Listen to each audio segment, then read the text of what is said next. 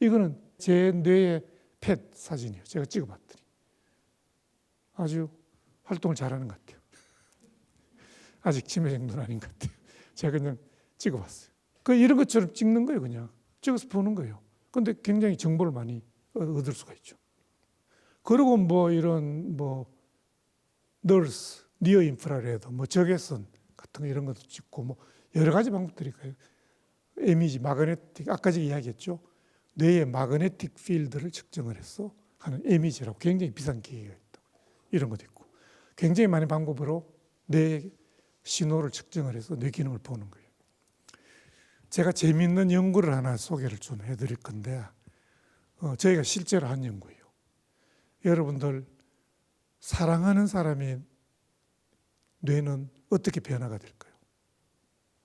우리가 서로 사랑하고 있을 때 뇌는 변화가 있을까요? 없을까요? 어떤 부위가 어떻게 바뀔까요? 궁금하지 않아요? 그냥 운동 기능, 감각 기능, 이 청각 자극을 줘서 뇌가 어떻게 바뀐다 이런 거는 쉽게 연구를 하죠. 그런데 사랑을 한다, 생각을 하고 이런 건 연구하기가 쉽지 않잖아요. 그래서 이제 궁금해가지고 좀 오래됐는데 방송사에서 이거를 원해서 했는데 아마도 사랑하는 사람의 뇌는 도파민 분비가 많이 될 거다. 이게 사랑을 하게 되면 우리가 눈에 콩깍지가 씌인다 그러잖아요.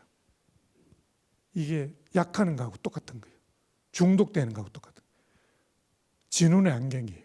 그렇게 눈에 콩깍지가 씌어가지고 아무것도 보이지가 않아요. 그게 도파민이에요. 도파민이라는 물질이 있는데 요 길이 있다니까요. 요 길이 아래쪽에서 위쪽으로 이렇게 올라가는 이게 도파민 신경 회로예요. 여기에서 도파민이 쭉 정보가 돼서 올라가는 길인데 이게 이제 보상회로라고 해서 영어로는 리워드 시스템이에요. 보상회로. 어떤 자극이 들어가는데 재미가 있다. 이게 즐겁다. 이러면 이 부위가 자극이 돼요. 자극이 돼가지고 자꾸 그걸 하고 싶어요. 그래서 중독이 쉽게 되는 사람은 이 부위가 굉장히 예민한 사람들이야. 1이라는 자극이 들어갔는데 보통 사람들은 반응이 1이 나와야 되는데 중독이 쉽게 되는 사람은 1이라는 자극이 들어갔는데 10이라는 자극이 나오는 거야. 그건 너무 기분이 좋은 거야. 그러니까 견딜 수가 없으니까 빠져버리는 거예요. 그래서 중독이 쉽게 되는 사람은 기본적으로 쉽게 될 수 있는 그런 좀 소인을 가지고 있는 거예요. 어떤 사람은 중독이 잘 안 돼요. 아무리 재밌는 자극을 줘도 무덤덤해. 그건 오히려 반응이 좀 둔한 거죠. 그게 이제 관련되는 게 이런 보상회로예요. 대뇌 보상계. 굉장히 중요한 회로예요. 우리 뇌에서. 뭔가 재미가 있다. 뭔가 계속 하고 싶다. 심지어 동물 실험에 의하면 쥐가 있잖아요. 쥐를 여기에 이 보상회로에 전극을 꼽아가지고 이 레바를 누르면 거기에 자극이 한 번씩 되게 그렇게 해서 실험을 하면 이 쥐가 계속 그것만 눌러가지고 계속 자극이 들어오니까 쾌락을 느끼니까 즐거움을 느껴요. 거의 죽을 때까지 이걸 누르고 죽는다니까요. 그만큼 강력한 자극이. 그래서 이제 분명히 제 관련될 거다 해서 우리가 이제 실험을 했어요. 이 여자친구 사진을 가지고 오라. 이 여자친구야. 이거는 지인이야. 자기 아는 사람이야. 여기는 자기가 좋아하는 탤런트예요. 그래서 우리가 영어로 이야기하면 좋아하는 탤런트는 like죠, like. 그냥 좋아하는 거예요. 자기 여자친구는 좋아하는 거 플러스 want예요. 원하는 거예요. 영어로 want와 like가 그냥 좋아한다. 이럴 수는 있지만 좀 달라요. like는 그냥 좋아하는 거, want는 좀 원하는 굉장히 그런 거죠. 달라요, 그게. 그래서 이걸 보여주고 지인 사진을 보여주고 좋아하는 스타 사진을 보여주고 이게 내가 어떻게 차이가 있나 이런 걸 조사를 하면 지인을 컨트롤로 해서 이 사진과 이 사진을 보여줄 때 차이를 보면 좋아하는 것과 여자친구와 사랑에 빠진 여자친구와의 차이를 알 수가 있겠죠. 그래서 해봤더니 MRI 찍었더니 이게 이렇게 활성화되는 거죠. 요 부위는 똑같아요. 근데 여자친구 사진을 보여줬을 때는 요 부위가 활성화돼요. 더 여기에도 약간 활성화돼요. 여기에는 관계가 없어요. 스타 사진을 보여줄 때.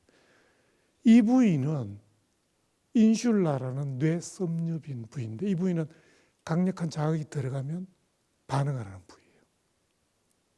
그래서 둘 다 좀 이거 새로운 자극이 확 들어오니까 그냥 이게 활성화되는 거예요. 그런데 이 부위는 아까 이야기하는 보상회로와 관련되어 있는 복척 피계 영역이에요. 도파민 신경세포가 있는 부위예요. 이 부위가 활성화된다니까요. 이쪽은. 그러니까 결국은 사랑하는 사람을 볼 때는 도파민과 관련돼서 도파민이 자꾸 분비가 되는 거예요. 그렇게 해서 즐거운 거예요. 사랑하는 사람과 같이 있으면 즐거운 거예요. 그걸 계속 있고 싶어 하는 거예요. 계속 반복적으로 있고 싶어. 그러니까 이게 똑같은 거예요. 중독이나 똑같은 거예요. 그래서 사랑은 처음에는 중독이 되지만 점점 시간이 지나면 더 많은 걸, 중독은 뭐죠? 의존성이 있기 때문에 점점 더 많은 걸 원하게 되죠. 그래서 6개월, 1년이 지나면 사랑의 기간이 얼마나 됩니까? 그 다음은 이제 식어버리는 거죠. 이런 현상이죠. 그래서 이게 뇌의 현상이다. 그래서 우리 뇌는 세상의 정보를 외부의 자극을 예를 들면 눈을 통해서 시각 정보로 들어오면 여기 보시면 개가 있고요. 사람이 있고 나무가 있고 뭐 있는데 다 있는데 이 사람은 자기가 보고 싶은 것만 봐. 개만 관련되어 있는 부위가 활성화된다니까요. 다른 부위는 활성화되지 않아요. 그러니까 이 사람이 관심이 있는 부위 다 들어오겠지만 특히 관심이 있는 부위가 활성화돼서 개가 인지가 되는 거예요. 이쪽 부위들이 들어오긴 들어오지만 인식을 못하는 거예요. 그 여러분들 그런 경우 많죠. 굉장히 시끄러운데 많은 사람들이 시끄러운데 그 중에 자기가 관심 있는 사람의 목소리가 확 들리는 경우가 있죠. 그리고 뭐 여러 있는데 그냥 딱 자기가 원하는 것만 이렇게 딱 보는 거 이런 것도 있고 그런 거는 이제 집중이 그쪽으로 확 가가지고 인식을 하는 거죠. 그래서 우리가 세상을 볼 때는 세상을 있는 그대로 보는 게 아니고 그 세상의 바깥쪽에 있는 세상을 본인이 어떻게 받아들이는가가 진짜 세상인 거예요. 세상이라는 게 바깥쪽 세상이 객관적인 게 아니고 그 자극을 본인이 받아들여서 그 뇌에서 어떻게 형상화하는가 그게 본인이 받아들이는 세상인 거예요. 그래서 지금 뭐 디지털 막 발전해서 메타버스 이런 거 VR 같은 거 하면 그게 세상이에요. 그 안에 들어가면 그게 자기가 보는 세상인 거예요. 그래서 어떤 일이 벌어지냐면 보통 사람들한테 아까 그 시계를 그리라 그러면 다 잘 그려요. 집도 그리고 다 잘 그려요. 그런데 오른쪽 두정엽이 손상당한 사람이 그리라 그러면 왼쪽을 보질 못했어. 오른쪽만 그리는 거예요. 왼쪽을 보질 못해요. 이 사람한테는 왼쪽은 세상에 없는 세상이에요. 멀쩡하게 바깥쪽이 있지만 두정엽이 손상당했기 때문에 오른쪽만 있는 세상을 보는 거예요. 그러니까 이게 뇌의 작용인 거죠. 자, 제가 이제 남은 시간에 정신질환에 대해서 조금 이제 이야기를 좀 드리도록 하겠습니다. 우리나라 정신 건강은 굉장히 열악하죠. 유병률을 보면 평생 유병률이 4명 중에 1명은 평생 동안 정신질환을 한 번 이상 앓는다고 되어 있어요. 굉장히 많죠. 4명 중에 1명이라고 굉장히 많아요. 물론 여기에는 알코올 중독, 니코틴 중독 이런 게 다 포함되지만 점점 정신질환이 많아져요. 게다가 우리나라가 자살률 OECD 1위예요. 10대, 20대, 30대 사망률 1위가 자살이에요. 자살의 상당 부분이 자살의 70 내지 80%가 우울증이에요. 이유, 죽는 원인이. 어제도 뉴스를 보니까 그 전세금 때문에 극단적 선택을 했다고요. 굉장히 많죠. 우리나라가 OECD 평균이 11명을 좀 넘어요. 우리나라 OECD 1위예요. 참 심각한 문제죠. 지금 한 26명쯤 돼요. 10만 명당. 하루에 38명이 목숨을 끊어요. OECD 국가 중에 1위인데 한 몇 년 전에 우리가 2위로 내려앉았어요. 그래서 굉장히 좋아했어요. 와, 우리가 이제 드디어 2위가 됐구나. 근데 그때 리투아니아라는 나라 아세요? 리투아니아라는 나라가 OECD에 편입이 된 거예요. 그래서 1위를 뺏겼어요. 여기에. 그런데 그 다음에 우리나라는 참질 못하잖아요. 1등을 안 하면 절대 참질 못해. 뭐든지 1등을 해도, 공부를 해도 1등, 1등을 안 하면 참을 수가 없어요. 그러니까 또 1등을 탈환한 거예요. 좋은 거든 나쁜 거든. 그래 지금 계속 1등을 하고. 그냥 단순히 자살률을 낮추겠다. 어떻게 낮추겠어요? 그 원인을 없애야 되는데 그 원인이 굉장히 복합적이에요. 우리가 한번 성공한 게 그라목손이라는 제초제가 있어요. 그거를 옛날에 슈퍼에서 팔았다니까요.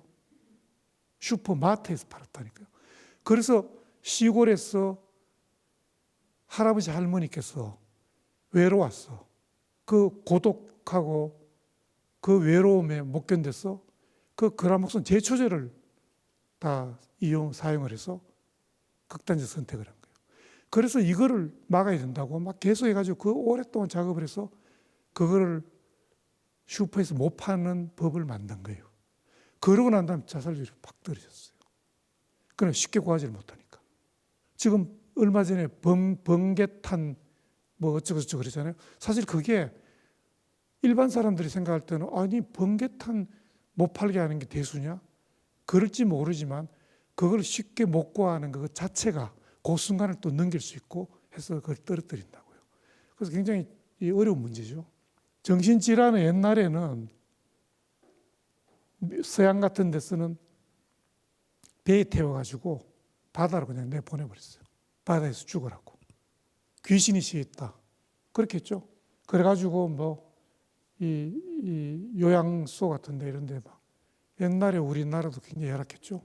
기도원 이런 데서 막 그냥 이런 사람들 그냥 뭐 마귀 쫓는다고 막 안수기도 막 때려서 막 살인도 하고 쇠사슬을 묶고 뭐 굉장히 그런 문제 많았잖아요. 그런 거 뭐 여기 묶어놓고 막 이런 의자에 묶어가지고 뭐 안정시킨다고 또 굿하고 뭐 이런 거 막 해가지고 또 옛날에 서양에서 이런 드릴 같은 걸로 막 하고 막 이런 비인간적인 이런 방법을 쓴 거죠. 우울증은 마음의 문제니까 스스로 해결해야 된다. 아니면 우울증은 자신의 의지와 관계없이 오는 거니까 치료를 권유를 해야 된다. 어느 쪽이 맞을까요? 이렇게 말씀드리면 두 번째라고 말씀을 하시겠죠. 대답을. 그런데 저는 둘 다 맞다고 생각을 해요. 왜냐하면 옛날에는 1번을 많이 당연히 우울증 그러면 그거 마음의 문제니까 네가 마음을 잘 먹어야지. 왜 그래? 뭐 이렇게 자꾸 이야기를 했잖아요. 네 의지의 문제야. 이렇게 얘기를 했잖아요. 근데 요새는 워낙 또 뇌에 대한 이야기를 많이 하니까 다 뇌로 그냥 너 약 먹어야 돼. 뭐 치료받아야 돼. 이렇게만 자꾸 한다고요. 근데 저는 이제 둘 다 맞다는 게 약한 우울증은 그 의지로도 극복이 되고 주위의 말 한마디로도 좋아지고 운동으로도 좋아지고 뭐 그렇게 되는 거예요. 그런데 심한 우울증은 의지하고 전혀 관계없어요. 치료를 빨리 받아야 돼요. 그러니까 어느 정도에 따라서 이게 다르겠죠.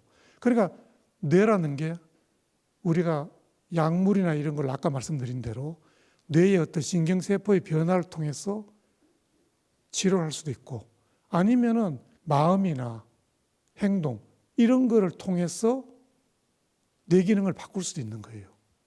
웃음 치료 이런 거 있잖아요. 일부러 막 웃으면 뇌가 웃는 것처럼 바뀐다니까요. 내가 행복해서 얼굴이 웃는 모양이 되는 게 아니고 일부러 얼굴을 웃게 하면 근육을 움직이면 뇌가 그렇게 기능이 바뀌는 거예요. 동전의 앞뒷면인 거예요. 똑같은 거죠. 같은 현상이에요. 그러니까 이거를 같이 볼 수도 있는 거죠. 그래서 마인드 큐어, 마음을 다스리고 이런 거는 뭐 상담을 하는 것도 있고요. 친구나 가족의 조언도 있고 이런 거는 뭐 간단한 그런 거 또는 환경적인 문제, 심리적인 문제 뭐 이런 거는 이런 거로 충분히 되죠. 그렇지만 안 되는 것도 있죠. 굉장히 심한 뭐 주요 우울증이나 이런 거는 약물 치료를 받아야 되죠. 당연히 약물 치료를 받고 또 운동 같은 것도 하고 명상 이런 걸 하면 좋아지죠. 약은 이제 지금 아까 말씀드린 세로토닌과 관련되는 세로토닌 분비를 그 시냅스에서 많이 머물게 할 수 있는 그런 약을 쓰는 거예요. 세로토닌 신발 이런 걸 만드는 분도 계세요. 신발 신고 운동하면 세로토닌이 분비가 다 되겠죠. 어떤 운동화든. 근데 세로토닌 운동화 해서 이제 비싸게 파는 거죠. 운동하면 다 그렇게 돼요. 그래서 이게 좀 세로토닌 분비가 되는데 시냅스에 지나가지고 이게 붙는다고 이야기를 했죠. 그런데 이 세로토닌이 분비가 되고 바로 이게 붙어가지고 그냥 다 깨져버리는 게 아니고 이게 다시 재흡수가 돼가지고 리사이클, 다시 사용이 돼요. 그래서 그 약물은 요 재흡수를 막는 거예요. 막아서 오랫동안 머물게 하는 거예요. 그렇게 해서 좋아지게 하는 거죠. 우울한 기분뿐만 아니고 여러 가지 현상이 나타나요. 흥미의 상실, 에너지 감소, 그리고 움직이기 귀찮죠. 느릿느릿해져요. 혹은 초조해져요. 그 다음에 어떤 사람은 우울해지면 많이 먹어요. 어떤 사람은 입맛이 없어요. 어떤 사람은 살이 쪄요. 어떤 사람은 살이 빠져요. 어떤 사람은 잠이 많아져. 우울해지면. 잠만 자. 어떤 사람은 잠을 못 자요. 그러다가 극단적으로 마지막에는 자살 사고까지. 내가 살았으면 왜 죽는 게 낫지. 우울증이 되면 이해하기 어렵죠. 거기서 벗어나서 나중에 생각하면 그때 내가 왜 그런 생각을 했을까? 그렇게 생각이 들지만 그 당시는 그냥 죽는 게 낫다고 생각을 하는 거죠. 그만큼 괴로운 거죠. 우울한 거죠. 삶의 의미가 없어지는 거죠. 그래서 이게 보시면 이게 정상범위요. 기분이. 그런데 보통 정상적이면 사랑하는 사람이 사망을 했다. 실패, 스트레스 이런 게 오면 당연히 기분이 변화가 있죠. 있다가 확 우울해지겠죠. 그러다가 좋아져요. 이게 일반적인 거예요. 보통 사람도 우울해지지만 스트레스가 있고 좋아져요. 그런데 우리가 병적인 우울증은 어떠냐면 스트레스가 없는데 그냥 이유 없이 우울해져. 그리고 기간도 오래가. 보통 사람은 스트레스나 이런 게 있어서 우울한 기분이 가더라도 2주를 넘길 수가 없어요. 2주일. 우리가 시험을 못 쳤다. 며칠 우울하다 그냥 또 돌아오죠. 옛날에 부모님이 돌아가셨으면 3년 동안 우울해야 인간이죠. 지금은 어때요? 2주 이상 우울하면 병인 거예요. 시대가 바뀐 거죠. 아이러니컬하게. 제가 이제 극단적인 말씀을 드렸는데 2주 이상 우울하면 병적이다. 왜냐하면 그런 소위 말하는 애도 반응, 그걸 영어로 모urning 프로세스. 사랑하는 사람이 곁을 떠났을 때 슬퍼하고 애도하는 반응이 2주를 넘기는 사람은 그런 사람을 가만히 봤더니 병적인 우울증을 앓을 확률이 굉장히 높더라. 그게 아니더라도. 그래서 지금은 2주를 넘기면 이거는 좀 치료가 좀 필요하지 않을까? 이렇게 보려고 하는 거예요. 그렇게 진단 기준이 바뀌었어요. 조증은 좀 다르죠. 조증은 이렇게 기분이 좋아져요. 자기도 모르게. 그래서 조울증, 양극성 장애는 우울증과 조증이 이렇게 왔다 갔다 하는 거예요. 주요 우울증은 우울증만 생기는 거예요. 근데 이 우울증이 몇 개월 이렇게 가는 거죠. 이런 거는 치료를 받아야 돼요.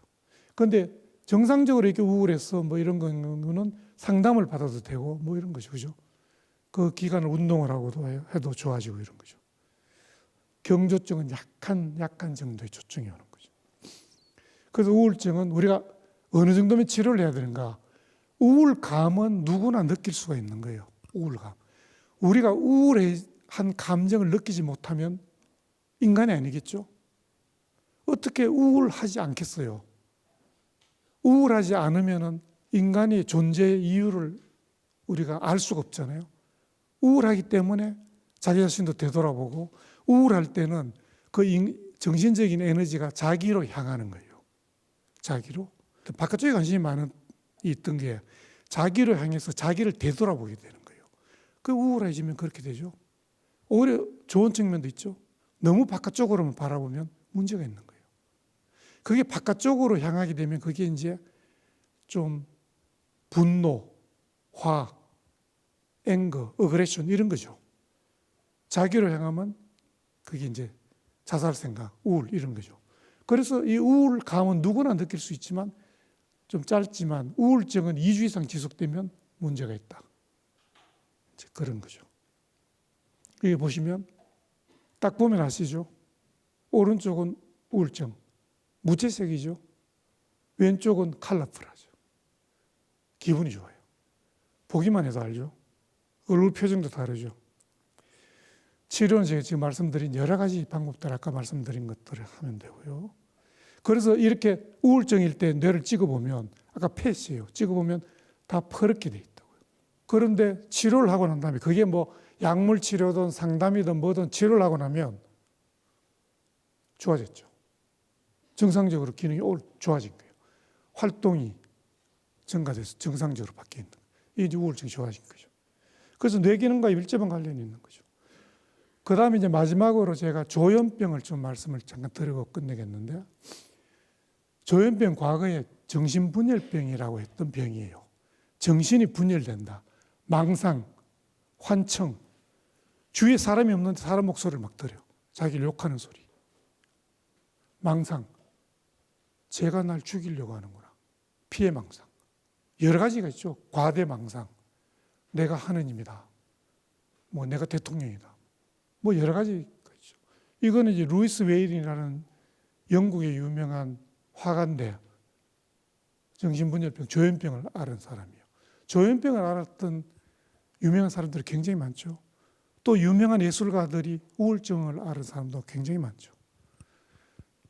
근데 여기 보시면 병이 심해질수록 이 사람은 고양이 그림을 많이 그렸어요.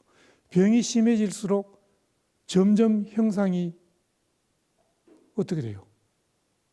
추상화가 되어버리죠. 이게 뭐예요? 이게 일종의 뇌가 점점점 이 영어로 루즈닝, 이 정상적으로 연결이 안 되고 단절되고 좀 이상하게 되는 거예요. 그러니까 이게 정상적으로 고양이를 그리지 이렇게 연결되어 있는 통합적으로 그리지 못하고 다 분리돼요. 피카소 그림 이런 게 있잖아요. 그게 보면은 다 정신분열의 상태에서 그린 거라고 볼 수 있죠. 하지만 그분이 병이 아니고 그런 상태를 컨트롤할 수 있는, 그걸 볼 수 있는 거예요. 그래서 정신병과 창조성의 어떤 연관성을 연구를 많이 하죠. 어쨌든 이제 이런 게 정신분열병, 조현병인데, 과거의 정신분열병인데 조현병이라고 바꿨어요, 제가. 조현. 이거는 휴정 서산대사의 선가 귀감이라는 책에 보면 인간이 모름지기 마음을 닦을 때는 조현긴완, 조현이라는 것은 줄이에요. 줄, 기타, 바이올린, 현악기. 현악기의 줄이 긴완, 긴장, 완은 이완, 타이트하거나 루즈하거나. 그러니까 인간이 마음을 닦을 때는 모름지기 현악기의 줄을 너무 타이트하게 쥐는 것처럼 긴장되거나 또는 너무 이완돼서 늘어져 있거나 하면 안 된다. 적절히 인간의 정신줄을 적절히 튜닝을 해야 된다. 이런 의미로 조현기난이라는 말을 사용을 했어요. 이거를 우리가 백명개정위원회를 한 2년 반 이상 했는데 그때 국어국문학자의 모 교수님이 이거를 제안을 했어요. 내가 보니까 이게 정말 맞는 거다. 그래서 처음에 조현기난이라는 말이 좀 이상하잖아요. 야, 이런 말을 어떻게. 근데 계속 그의 의미를 새기고 이렇게 했더니만 너무나 이게 상징적으로 맞는 거예요. 우리 뇌에 신경 전달이, 연결이, 루즈닝, 이완되어 있다고 옛날부터 본 거예요. 실제로 뇌를 보면 그렇게 루즈닝, 이완되어 있어요.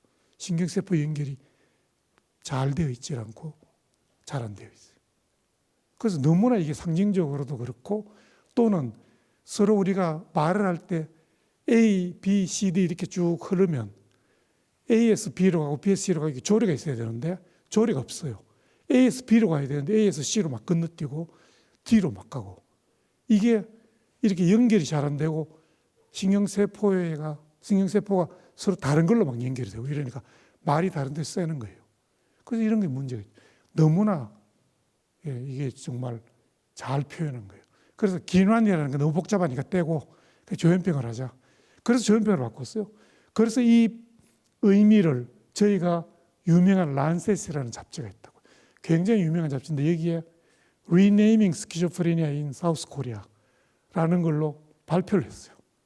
그래서 전 세계적으로 좀 이슈가 됐다니까요. 그래서 스키조프레니아, 정신이 분열된다. 이거 너무나 좀 병명이 좀 괴이하다. 그래서 바꿔야 된다. 이런 걸로 해서 여러 나라에서 이게 이제 바꾸고 있다고 하니까요. 그래서 이제 그런 아시아 쪽에서도 바꾸고 있는데 우리나라가 굉장히 좋은 영어로는 attunement, 튜닝의 문제가 있는 그래서 이런 거를 좀 했다는 말씀을 드리고요. 조현병의 증상은 여러 가지 망상, 환각, 와해된 말, 와해된 행동, 음성 증상. 음성 증상은 뭐냐면 혼자 지내기 좋아하고 말이 없어지고 친구가 없고 감정의 느낌이 없고 뭐 이런 거죠. 그런 것들이 있는 것. 이런 병이죠. 그런데 MRI를 보면 첫 발병할 때 이랬는데 5년 지나고 10년 지나면 점점점 손상이 진행이 돼요. 여기 이제 보시면 여기 벤트리클이라고 여기 방이 있는데 뇌에 요로 이제 뇌 척수액이 돌아다니는 데예요. 근데 여기가 점점 넓어져요. 시간이 지나면. 이 이야기는 요 주위에 있는 뇌가 수축이 된다는 이야기예요. 그 뇌가 점점 시간이 지날수록 점점점 퇴행이 된다는 거예요.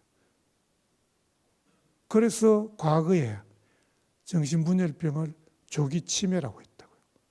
한 40세, 50세가 되면 치매가 되는 거예요. 뇌가 점점점 치매처럼 돼가지고 이렇게 바뀌는 거죠. 지금 조현병 환자들이 굉장히 문제죠. 사회적으로. 뭐 사건, 사고를 일으키고 그래서 신문에도 많이 나오고 뭐 조현병 포비아까지 있는데 그런 경우는 사실은 흔치 않다고요. 아주 급성기에 그런 사건이나 중범죄를 일으키지 대부분의 환자분들은 그렇지 않다고요. 그러니까 우리가 오해를 하고 있죠. 그래서 전혀 그렇지 않다는 걸 말씀을 드리고 조현병의 치료도 약물 치료가 우선이고요. 지금 뭐 전기경련 충격 이런 것도 쓰는데 굉장히 인식이 안 좋죠. 영화나 이런 것 때문에. 지금은 이제 마취를 해서 하기 때문에 이렇게 뭐 비인도적이진 않죠. 굉장히 비인도적인 것처럼 영화에는 묘사가 돼가지고. 근데 실제로 미국에는 이 전기 치료가 우울증 같은 데는 굉장히 쉽게 치료를 하는 방법이기 때문에 굉장히 사용을 많이 하고요. 또 조현병에도 많이 사용을 하죠. 운동을 해도 많이 좋아지고요. 그래서 운동도 굉장히 중요하고 비약물적인 치료 이런 뭐 여러 가지 이런 명상이라든지 규칙적인 생활 그러니까 우리의 일종의 라이프 스타일이라고 하죠. 생활 습관 그런 걸 통해서 건강해지면 우리 뇌도 건강해지고 뇌가 건강해지면 어떤 외부 스트레스에 이길 수 있는 힘이 생기고 또 회복 탄력성도 올라가고 그런 거죠. 웰빙이라는 게 있죠. 웰빙. 웰빙은 우리가 병이 안 생기더라도 평소에 좀 건강하게 하자는 거죠. 이 웰빙과 회복 탄력성은 굉장히 연관성이 많죠. 우리가 튼튼하면 자극이 와도 쉽게 극복을 할 수가 있다고요. 그래서 이 웰빙과 회복 탄력성 굉장히 요새 중요한데 거기에 관련돼서 명상이 지금 굉장히 붐을 일으키고 있죠. 지금 외국에는 명상 붐이 굉장히 난리죠. 그런데 이게 정말 웃긴 게 이게 원래 불교의 명상, 선 이런 데서 시작이 됐잖아요. 그런데 이게 외국에 가가지고 굉장히 간단하게 마음 챙김 그걸로 사실은 설명할 수가 없는데 그것만으로 할 수가 없는데 그냥 간단하게 마인드풀니스, 명상 챙김, 마음 챙김 이래가지고 그냥 간단한 방법을 써가지고 연구를 하고 이런다니까요. 그게 명상의 다인 것처럼 지금 그렇게 돼 있다니까요. 그런데 어쨌든 그런 연구들을 외국에서는 굉장히 많이 하고 있죠. 그래서 명상에 관련돼서 연구들을 하는 걸 보면 마음 챙김이 명상을 하면 증가되고 해마 부위가 여기 보면 이 해마의 밀도가 증가되는 거죠. 해마의 밀도가 증가된다는 것은 신경세포가 증가된다는 거죠. 굉장히 좋은 거죠. 그리고 여기 보면 여러 부위들이 피질이 두꺼워지고 이런 연구들이 굉장히 많다니까요. 저희가 템플스테이라는 걸 연구를 했었어요. 지리산 대원사에서 3박 4일 몇 년 전에 해가지고 3박 4일 동안에 뇌가 어떻게 바뀌는가, 회복 탄력성이 어떻게 바뀌는가, 스트레스에 어떻게 대처하는가, 이런 걸 다 연구를 굉장히 종합적으로 했었는데, 불교 이제 템플스테이 재단에서 의뢰를 해가지고 저희가 했었죠. 그래서 3박 4일이니까 가기 전에 MRI를 찍고 버스를 타고 지리산 가가지고 3박 4일 그걸 하고 그 다음에 돌아와서 다시 또 MRI를 찍고 이런 걸 다 했었죠. 그렇게 해서 한 2년 동안 했었어요. 굉장히 어려운 연구를 했죠. 했는데 굉장히 재미있는 소견을 많이 발견했죠. 그래서 저희가 외국 그 저널에 발표를 몇 개를 했고 했는데 거기에 보면 회복 탄력성도 증가를 하고요.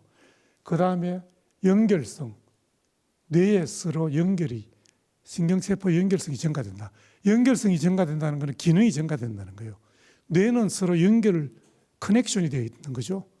커넥션이 증가되면 연결성이 증가되면 기능이 증가된다.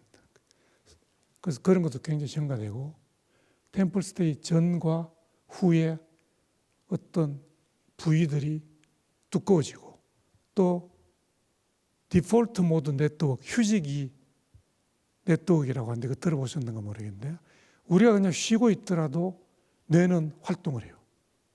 그 활동하면서 그 에너지를 얻는 거죠. 그런 부위들이 템플스테이 이후에 활성화되고 이런 여러 가지 변화들이 오기 때문에 굉장히 좋은 힐링 방법이다.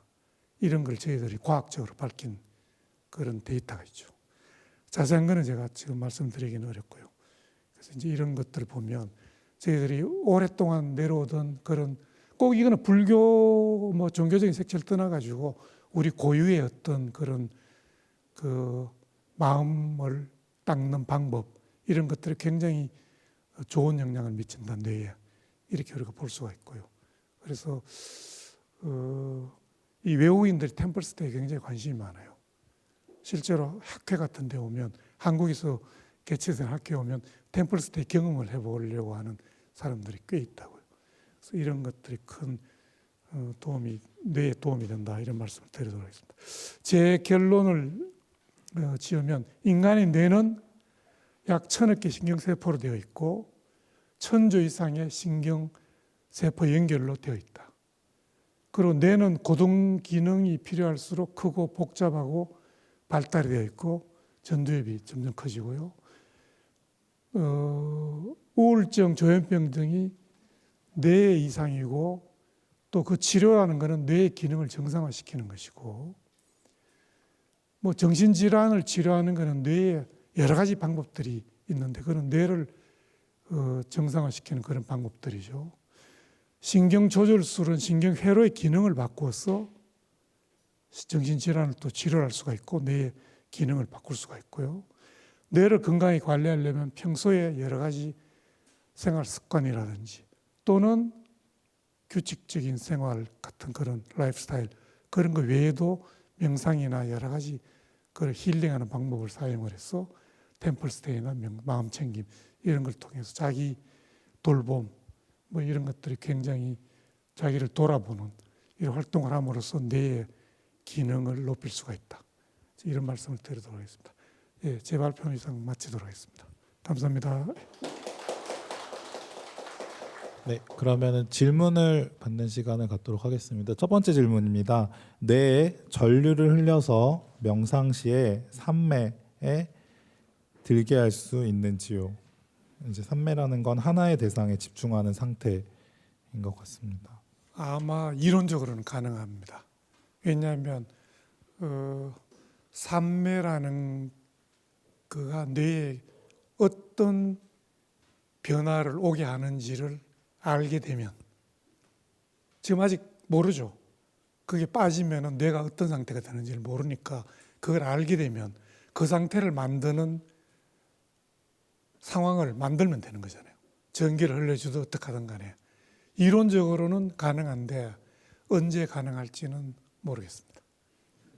네, 이론적으로 충분히 가능합니다. 어쨌든 뇌의 기능을 바꾸면 되니까. 그런데 그게 어떤 상황인지 아직 연구를 해봐야 되겠죠. 열반의 경지가 뇌의 어떤 상태인지 이런 거는 있어요. 임사 경험, 죽기 전에 바로 그런 경험한 사람들 있잖아요. 그런 사람들의 뇌는 어떨까? 뭐 이런 연구를 제가 본 적은 있는데, 근데 그것도 이제 과학적으로는 아직 증명돼야 될 게 많지만 어쨌든 가능할 거라고 생각합니다. 네, 다음 질문입니다. 뇌 과학에 따르자면 결국 우리는 세상을 있는 그대로 볼 수 없다는 이야기가 됩니다. 그런 사람들끼리 어떻게 조화롭게 살 수 있을까요? 그거는 제가 답변 드리기는 좀 어려울 문제이긴 한데, 그래서 결국은 저는 이제 기본적으로는 정신과 의사고요. 그다음에 뇌를 연구하는 또 연구자이기도 한데, 뇌를 건강하게 하는 게 중요할 것 같아요. 반사회적 인격장애 이런 사람들 뇌에 다 문제가 있는 겁니다. 그리고 뭐 성격장애뿐만 아니고 이상한 행동하는 사람들 뭐 전부 다 뇌에 문제가 있는 거거든요. 그다음에 여러 사람이 모여 사는데 자기 주장만 하고 남들 피해 입히는 사람, 그건 문제 있는 거죠. 근데 그런 사람들이 건강하게 서로 모여 살려면 그 공동체를 같이 형성해서 살려면은 남을 배려하고 자기 행동이 어떤 다른 사람한테 어떤 영향을 미치고 어떤 의미가 있는지 이런 걸 다 판단할 수 있어야 되잖아요. 그런데 그 판단하려면 내가 건강해야죠. 건강하지 않으면 그 판단을 못 한다고요. 그래서 우리가 제일 중요하게 생각하는 게 자기 자신을 되돌아볼 수 있는 힘이 있는 사람이 가장 어떻게 보면 좀 깨달음을 쉽게 비교적 도달할 수 있는 능력을 가지고 있는 사람이죠. 자기 자신을 객관적으로 볼 수 있는 힘, 굉장히 중요한 거죠. 근데 자기 자신을 그냥 자기 자신이니까 자기 자신 잘 못 봐요, 사실은. 자기가 어떤 모습인지, 자기 성격이 어떤지 사실은 잘 몰라요. 자기는 뭐 내성적이다, 뭐 어떻다 말은 하지만 실제로 그렇게 객관적으로 볼 수 있는 사람이 그렇게 많지는 않아요. 그런데 객관적으로 본다는 것은 자기 자신을 바깥쪽에서 자신의 모습을 볼 수 있다는 거잖아요. 남들이 보는 것처럼. 제가 저를 생각하는 것과 남들이 저를 보는 것과는 차이가 분명히 있겠죠. 그걸 객관적으로 남이 보는 것처럼 볼 수 있는 힘이 있는 것은 굉장한 능력이죠. 그게 이제 깨달음의 경지에 오르면 그게 가능해지겠죠. 이론적으로. 그런 능력이 있는 사회, 사람들이 모여있는 세상이면 문제가 없겠죠. 상대방을 쉽게 공감하고 상대방 입장에서 자기를 되돌아볼 수 있고 뭐 그러니까 충분히. 그래서 그런 걸 하기 위해서 타고나는 것도 중요하겠지만 교육도 중요하다고 생각하고 그래서 제가 알기로는 이거는 확실한 건 아닌데요. 스위스인가 이런 데 보면 어릴 때 교육이 초등학교, 유치원, 초등학교 교육이 딱 두 가지는 무조건 시킨대요. 하나는 운동. 무조건 하나 운동을 시킨대요. 하루에 매일 1시간씩. 그 다음은 악기. 악기 하나는 무조건. 이 두 가지는 무조건 한대요. 그러니까 그 사람들이 나중에 자라가지고 사회 구성원으로서 역할하는 거예요. 그만큼 중요한 거죠. 뇌를 발달시키고 뇌를 자극시키는 방법이니까. 그래서 그게 굉장히 중요하다고 저는 봅니다. 뇌 건강이. 네, 다른 질문들은 강연 중에 좀 해결이 된 것 같아서 마지막 질문입니다. 이제 우울증 치료와 관련된 좀 현실적인 질문인 것 같은데요. 질문 읽겠습니다. 우울증 약을 복용하면 살이 찌는데 왜 그런가요? 예, 그게 부작용입니다.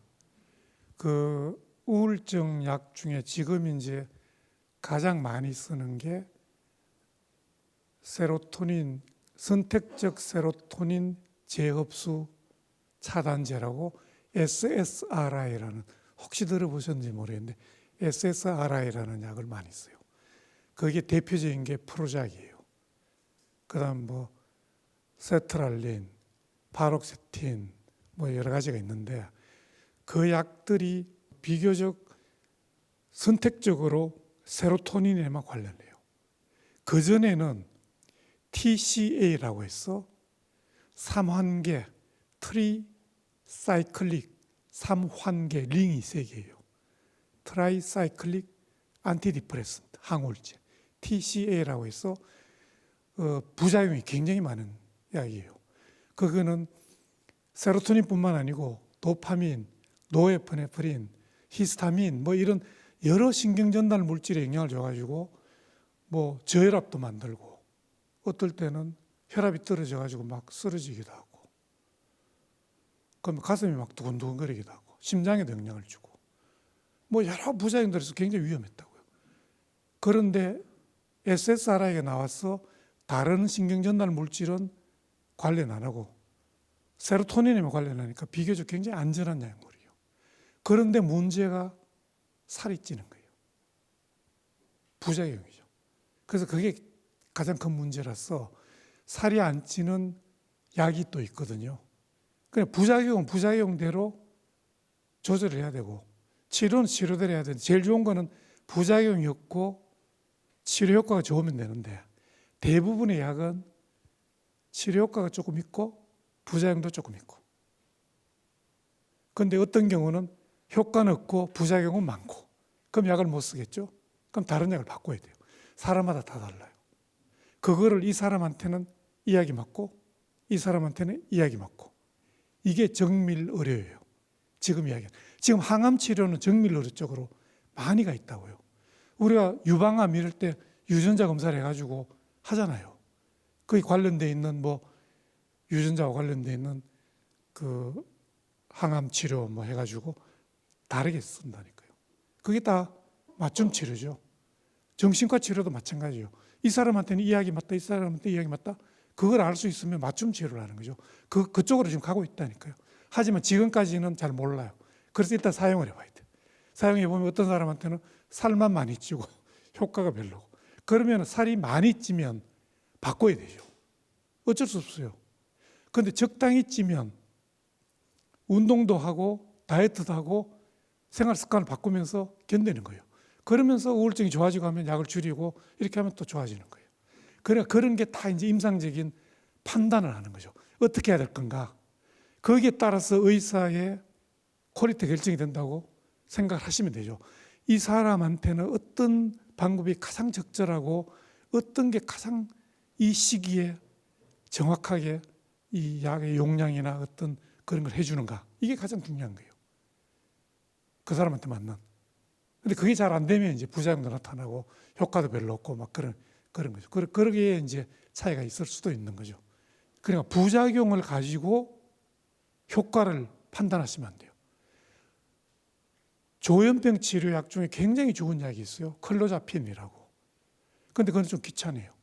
초기에는 일주일마다 혈액 검사를 해야 되고 뭐 굉장히 그다음에 뭐 100kg가 줄어들고 그래서 이제 그런 이야기 소문이 백혈병을 일으키는 약으로 알려져 있다고. 전혀 그렇지 않아요. 굉장히 좋은 약이고 지금은 옛날에 몰랐을 때는 검사를 안 하고 있어 갑자기 사망을 하고 그랬다고요. 백혈구가 줄어들어서 감염이 돼가지고. 근데 봤더니만 그런 기전이 있어서 지금은 혈액 검사를 다 하고 다 안전장치를 다 해놓은 거예요. 그래서 다른 약으로 안 되면 그 약을 쓰면 정말 좋아져요. 한 7, 80% 좋아진다고요. 그런데 그 약을 안 쓰겠다는 거예요. 이건 백혈병을 일으키는데 그 전혀 그런 게 아니다.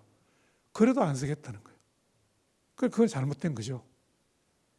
그 약을 써서 거의 정상적인 활동을 하는 사람도 많이 있는데 그래서 그런 부작용과 효과를 작용과 부작용을 잘 둘 다 고려를 해서 약을 잘 이제 써야 되는 거죠.